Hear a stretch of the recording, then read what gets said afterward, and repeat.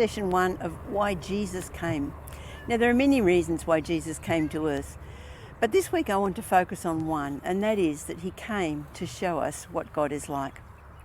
John 1:1, we read this: "In the beginning was the Word was with God, and the Word was God."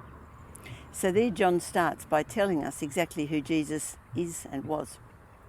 Then in verse 14 he says, "The Word became flesh and made his dwelling among us. We've seen his glory, the glory of the one and only who came from the Father, full of grace and truth."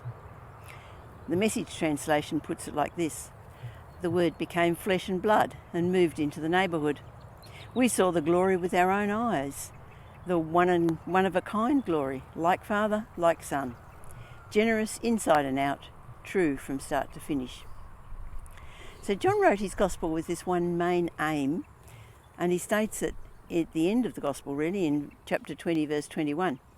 Jesus did many other miraculous signs which are not recorded in this book. But these are recorded or written so that you may believe that Jesus is the Christ, the Son of God, and by believing you may have life in his name. So he starts his gospel with a statement about who Jesus is and why he came in human form. And then he tells all the stories which prove that he truly was the Son of God. The fact that he came to show us exactly what God is like is found in chapter 14. Jesus was talking to his disciples just before his death, and he was saying to them that they would eventually be where he was. And he said, "You know the place where I'm going. You know the way to the place where I'm going." And Thomas said, "But Lord, we don't know where you're going. How can we know the way?" And that's where Jesus said, "I am the way, the truth, and the life. No one comes to the Father except through me." So Jesus is making it quite plain that the way to come to God was through him. But then Philip says, "Father, show us the Father."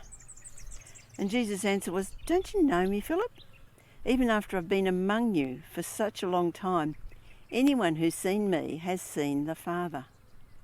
And he continued on saying things like the words that he's spoken to them were not his own words, but what the Father was doing, and the Father was working through him. He tells Philip, "I'm in the Father, and the Father is in me." In other words, we're the same. The evidence he puts forward to Philip say, if you don't believe, at least look at the miracles that have been performed. John 5:19, he says to the Jewish leaders, "I tell you the truth, the Son can do nothing of himself.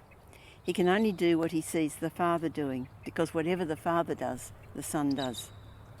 So John is stressing the point that Jesus is the perfect revelation of who God is. And Paul actually states it in Colossians 1:15. He is the image of the invisible God.